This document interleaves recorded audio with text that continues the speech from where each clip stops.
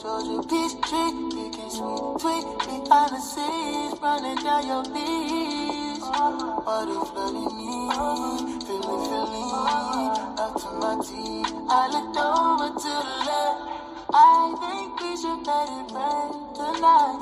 No, I love it when we slip inside. Don't stop, loving, got enough supply. Sleep, wake up and repeat. You'll get every little bit. You ain't never seen a drip like this. Heaven at your fingertips. Don't you let a minute slip. Just say you have me. Oh, taste and see. Hope you don't sleep on me. I got good and plenty. I've been all the spaces in between. It's magic when I place it in the beam. An average day is spent all in the sheets. In the fabric when I tell you what you mean to me. Chemistry, intimate memories. Every time I give you all my energy. Emphasis, never sleep. Never sleep. Say you have me. Oh, taste and see. Hope you don't sleep on me. I got good and plenty. I've seen all this before in my mind. All I ask is take your sweet time. Roam around and see what you find. Long as I can call it mine. Oh, I can give you everything you dream about. Let me be the one to reassure you that you'll never run out. Just say.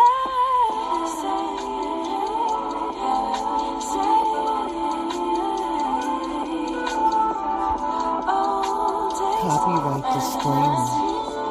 Under Section 107 of the Copyright Act of 1976, allowances made for fair use for purpose such as criticism, comment, news reporting, teaching, scholarship, and research.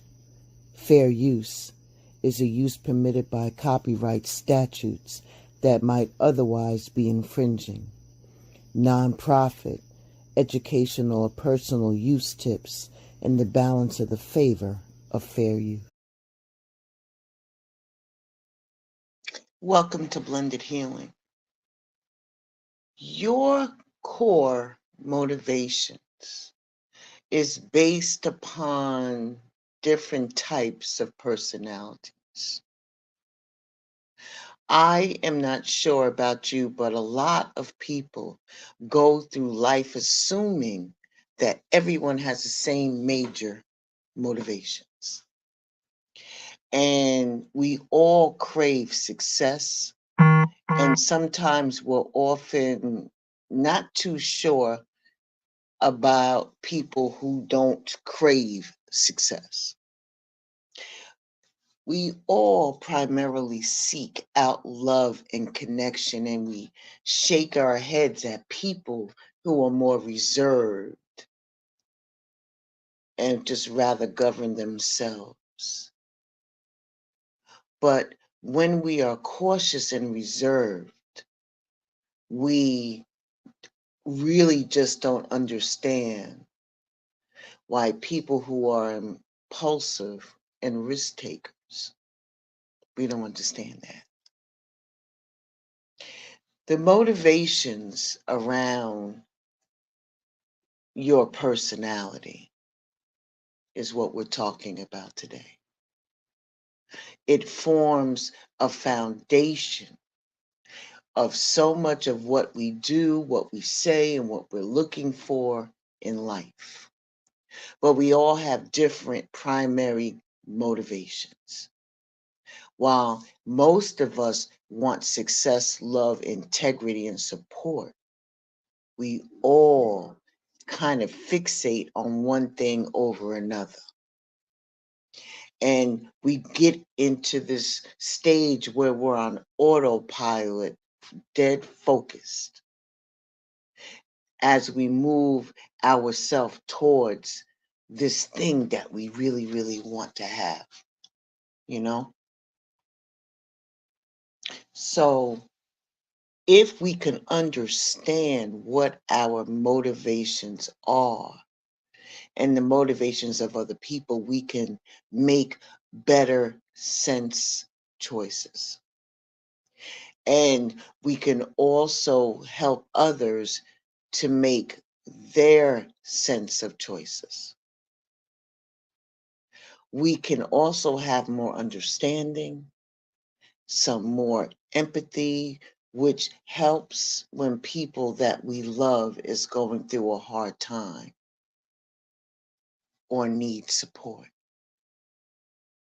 So today we're going to branch off into what is an Enneagram. E-N-N-E-A, gram, G-R-A-M.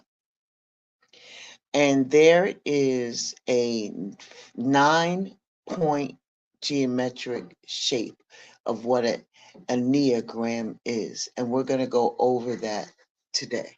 Ashe? Ashe.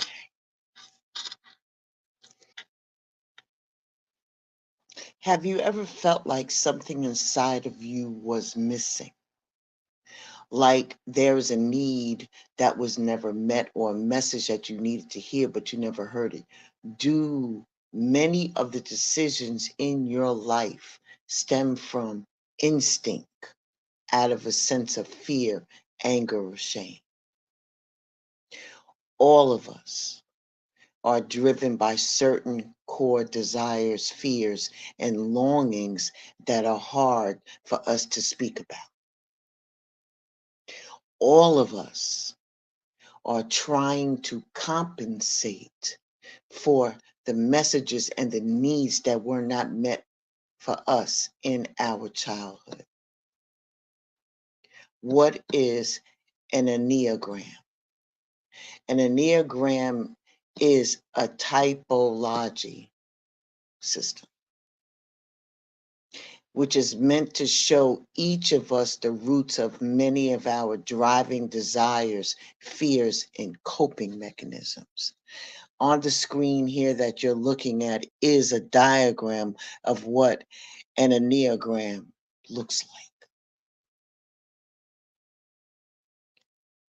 So we went over what an Enneagram stands for. But to get down really deep in the weeds, as you see, it is a geometric figure that maps out 9 possible personality types.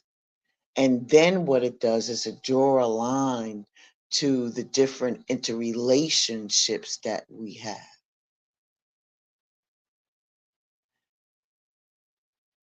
The basis of an Enneagram takes root in many different types of religions, from Christianity to Buddhism to Judaism.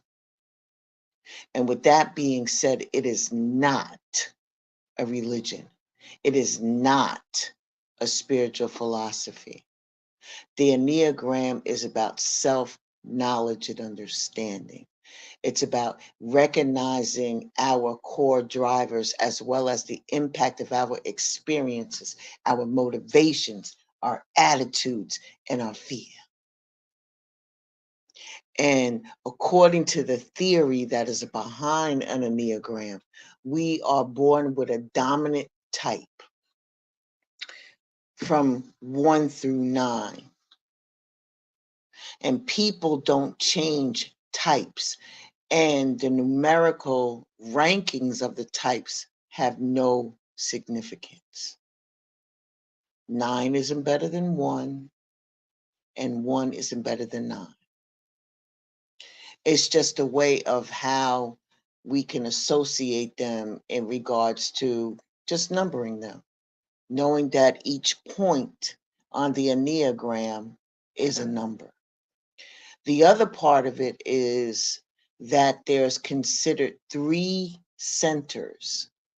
So for 3 for 3 types of Enneagrams, there is an assigned center that it goes to. So what are the centers? So say for instance, this, rewind that. Sorry. Let me drink some more. Each set has 3 Enneagrams assigned to it. 5, 6, and 7 form the thinking center. 8, 9, and 1 form the instinctive center. 2, 3, and 4 form the feeling center. The inclusion of each type into its center is not a mistake. Each individual has a unique relationship and a set of issues related to their center, their core. Their core.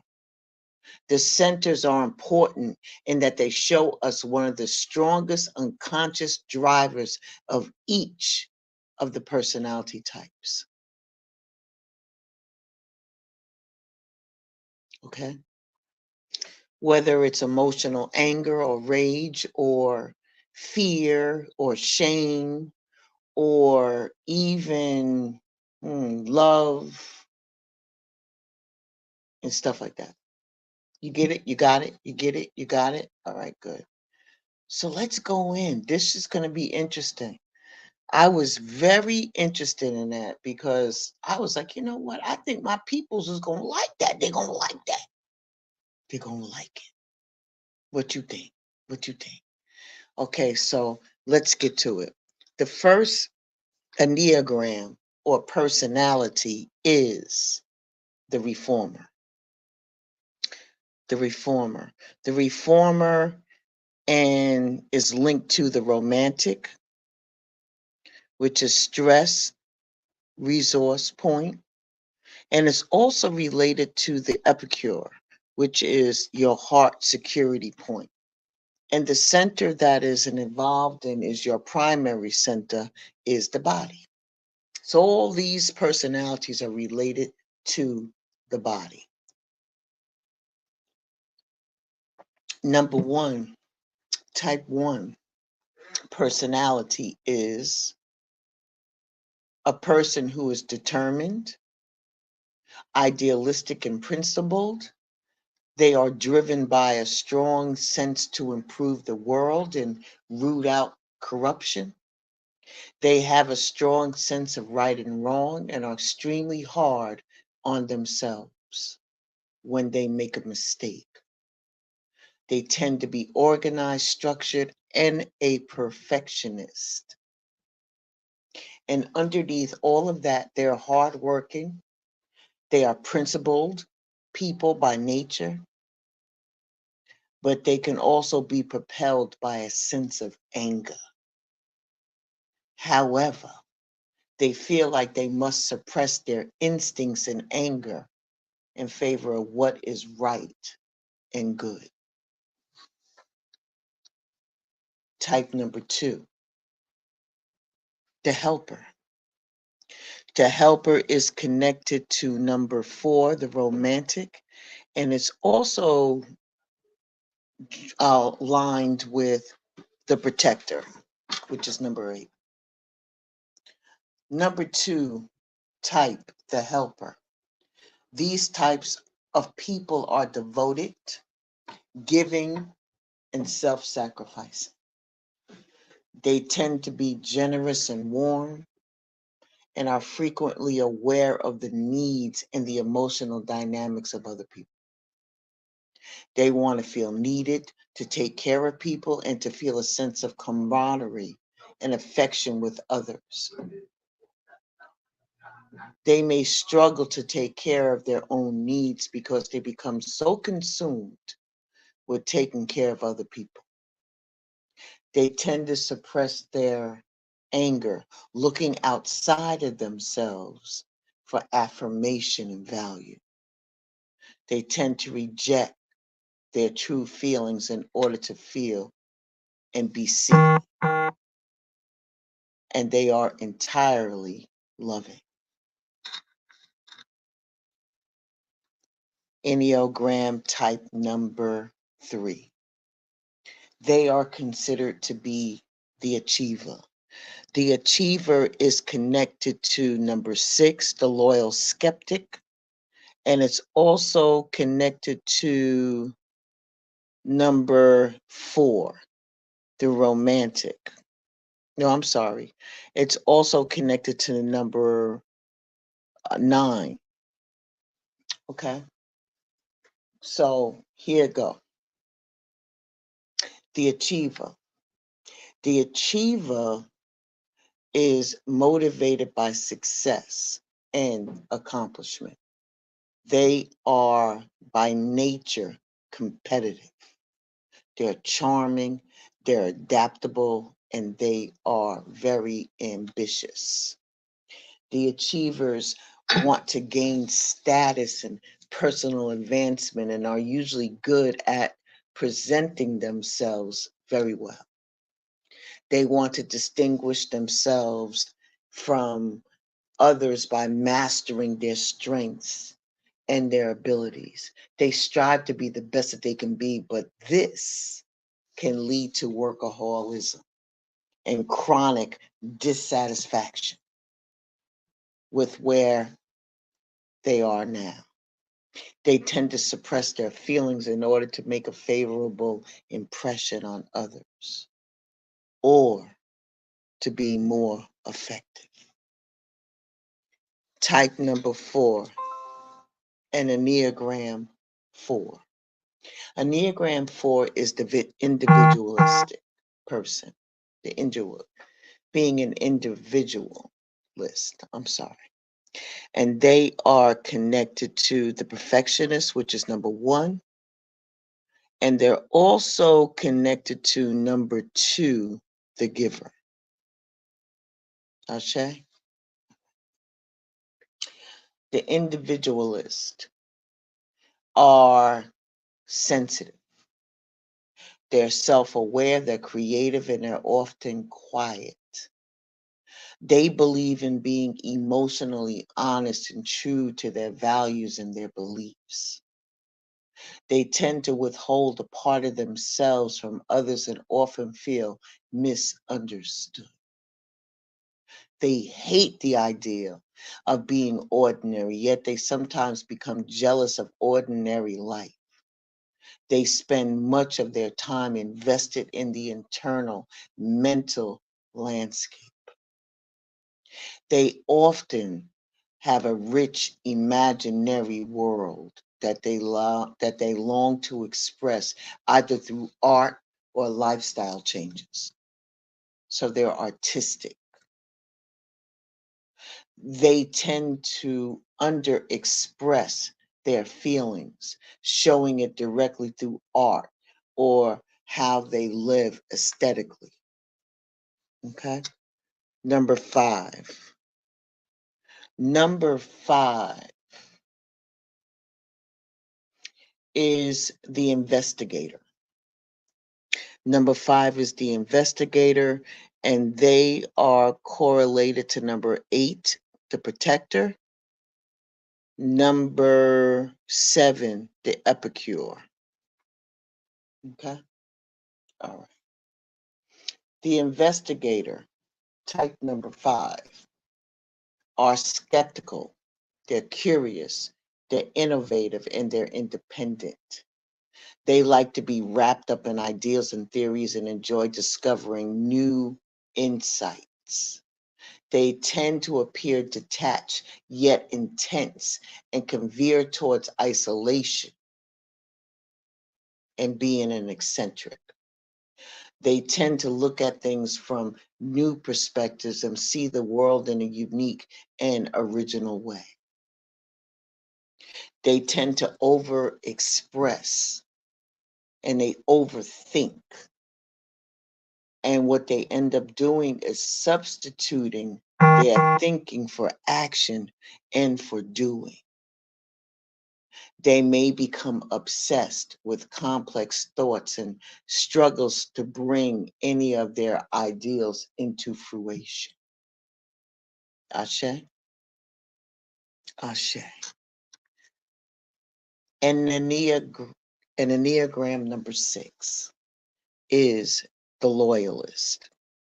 Number 6 is connected to number 9, which is the mediator, and it's also connected to the number 3, which is the performer.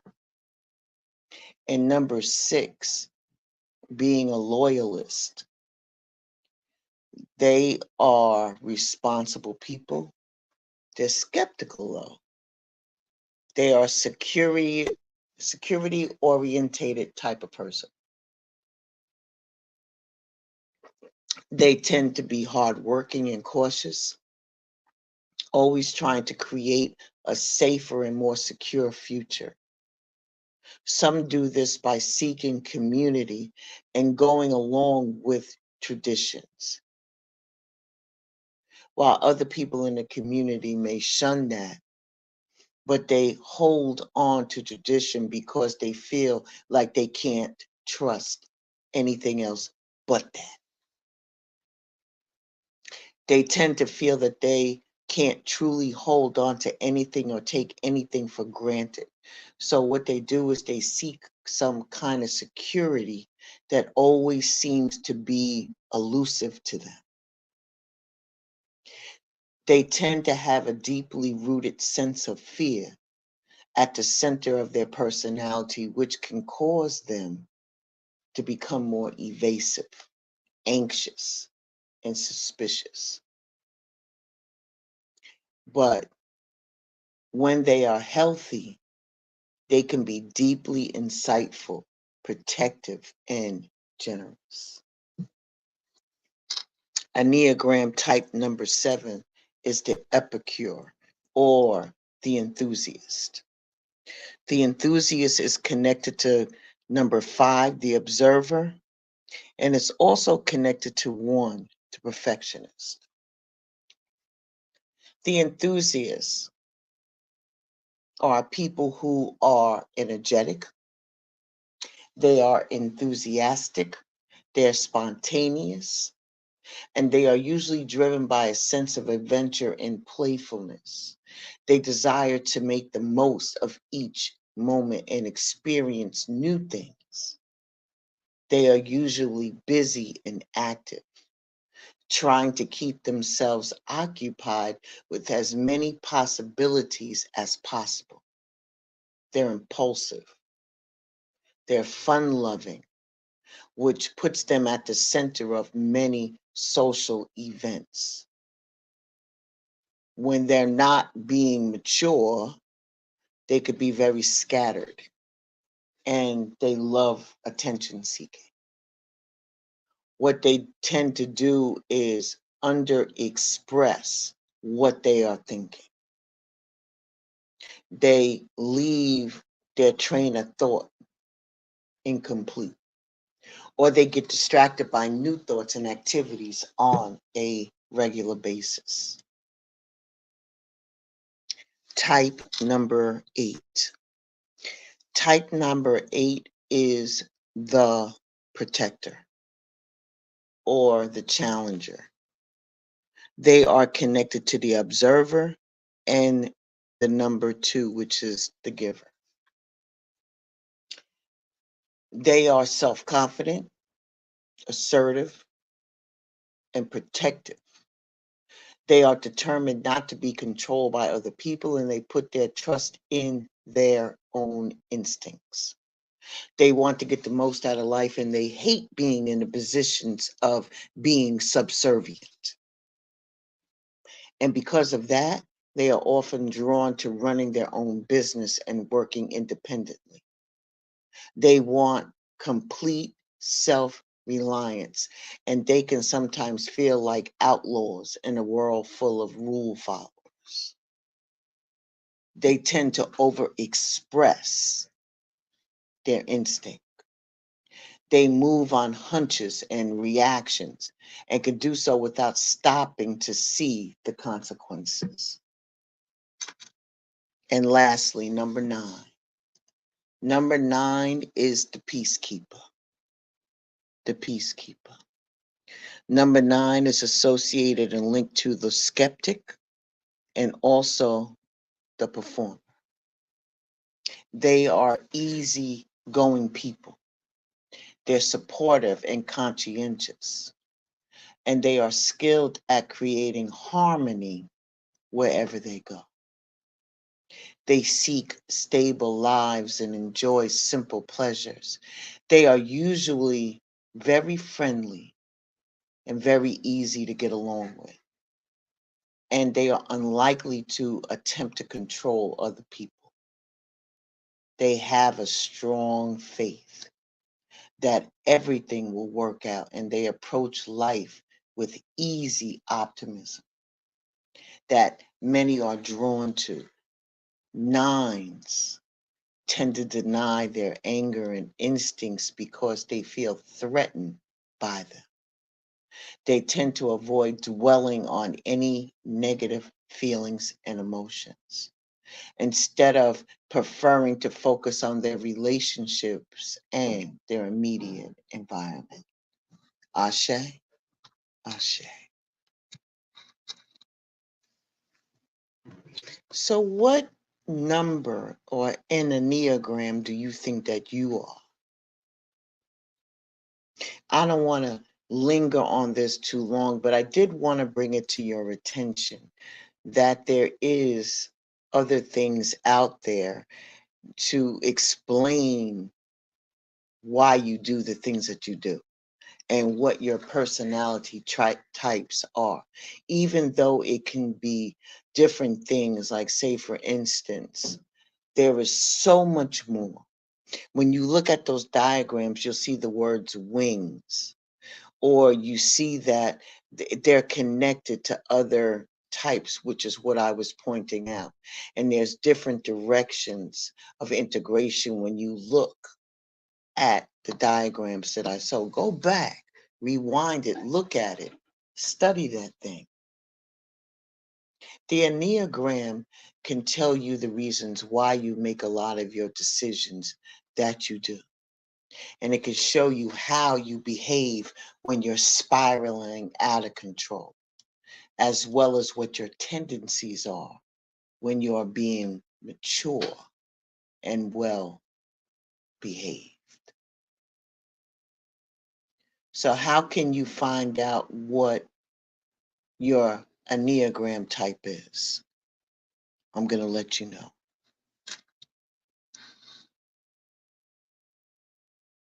Okay.